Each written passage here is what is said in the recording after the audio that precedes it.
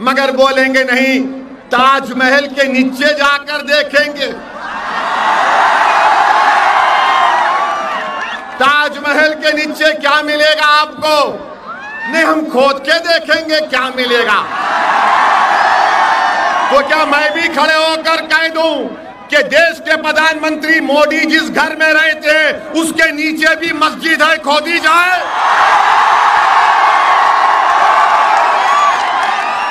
अगर तुम्हारी आस्था है तो मेरी आस्था नहीं है।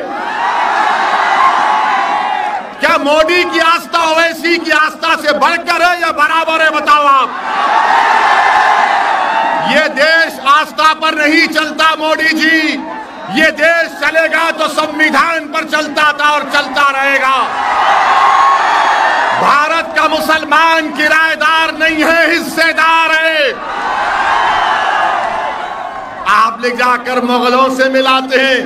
अरे मुगलों से हमारा रिश्ता नहीं था। वो मुगल जितने बादशाह थे उनकी बीवियां कौन थी? किससे शादी की थी उन्होंने? क्या उसका जिम्मेदार आप मुझे बनाएंगे? आप जाके पूछो औरंगजेब से मुझे क्या करना है।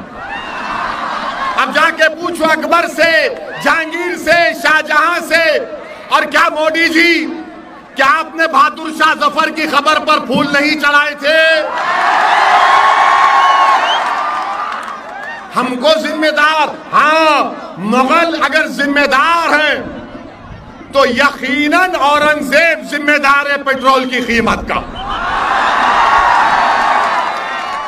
अकबर जिम्मेदार है बेरोजगारी का और शाहजहां जिम्मेदार है कीमतों में जो इजाफा हो रहा है। अब खुश हो गए बीजेपी वालों, हमने मुगलों को जिम्मेदार करार दे दिया, पेट्रोल का जिम्मेदार। कीमत अगर पेट्रोल की बढ़ गई मोदी जी तो औरंगजेब जिम्मेदार, नौजवान को नौकरी नहीं है तो अकबर जिम्मेदार, कीमतें बढ़ रही तो शाहजहां जिम्मेदार। ये जिम्मेदारी हम देने तैयार हैं।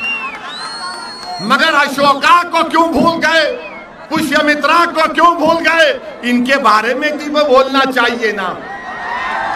नहीं बोलेंगे तो आपको खुलकर कहना है कि हमारा ताल्लुक मुगलों से नहीं है। हाँ, वो बादशाह थे जो मुल्क पर हुकूमत किए, जिस तरह अशोका ने किया, जिस तरह कृष्णदेवराया ने किया, जिस तरह पुष्यमित्रा ने किया, उन सब ने किया, चंद्रगुप्त मौर्य ने किया।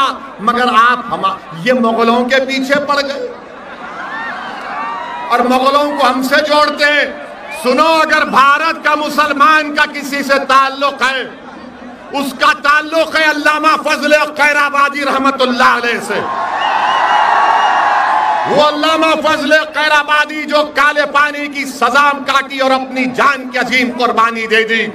सुनो संगियो, अल्लामा फजल खैराबादी ने अंग्रेजों से माफी की भीख नहीं मांगी। हमारा ताल्लुक है तो जौहर बरादरान से है, हमारा ताल्लुक है तो मौलाना अबुल कलाम आजाद से है, हमारा ताल्लुक है तो उन रेशमी रुमाल की तहरीक चलाने वाले महमूद अल हसन साहब से है, हुसैन अहमद मदनी से है, हमारा ताल्लुक किसी से है तो माल्टा की जेल में मुसीबत और मसाइब के मुश्किलात को सामना करने वालों से। अरे मुगलों को लाकर हमारे गले में क्यों बांध रहे हो? आप बांध लो। भारत की आजादी में सबने हिस्सा लिया था और इसीलिए जब मुल्क आजाद हुआ तो हमने यह फैसला लिया कि हम तारीख में नहीं जाएंगे बल्कि हम तारीख बनाएंगे भारत के लिए। हम तारीख में नहीं जाएंगे, हम तारीख बनाएंगे भारत के लिए। जब भारत की पार्लियामेंट में 540 के ऐवान में ये अकेला दीवाना आपकी दुआओं से खड़ा हो जाता है तो पूरी भारत की पार्लियामेंट को सुनना पड़ता है, पूरी भारत की पार्लियामेंट को सुनना पड़ता है। लोग बोलेंगे आपसे कि गुजरात में बीजेपी मजबूत है, बीजेपी की सरकार है, तो हाँ, भारत की पार्लियामेंट में मोदी के 300 है, मगर अगर एक दीवाना खड़े हो जाता है तो 300 के सामने सच्चाई बयान करने का मौका मिलता है। इल्जाम लगाने वालों, इल्जाम लगा लो। जब तक अल्लाह असदुद्दीन ओवैसी को जिंदा रखेगा, मैं अपना काम करता रहूंगा। जब तक अल्लाह सुब्हानहू तआला अपने फजल और करम से मेरे जान और माल की हिफाजत करता रहेगा, मैं बोलता रहूंगा, मैं लड़ता रहूंगा। हाँ, कोई गम की कोई बुरी बात नहीं है कि अगर मैं खड़े होकर ये कहता हूं कि मैं भारत के गरीब और मजलूम आवाम के लिए एक आवाज उठाता हूं। मुझे कोई शर्मिंदगी नहीं है इसमें, इस बात को कहते हुए मुझे कोई शर्मिंदगी नहीं है अगर मैं खड़े होकर कहता हूं कि मैं दलित और आदिवासियों के हुकूक का मुतालबा करता हूं। मुझे कोई डर नहीं होता अगर मैं कहता हूं कि भारत के मुसलमानों को संविधान के मुताबिक उनका जायज मुकाम मिलना चाहिए, तो कोई डरने की जरूरत नहीं है।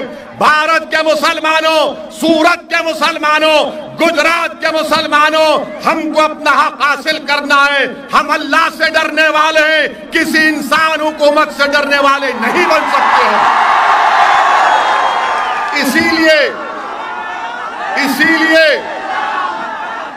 इसीलिए आपसे अपील करने आया हूं कि आज आपको अपने इत्तेहाद की ताकत पर अपनी एक सियासी आवाज को मजबूत करना है।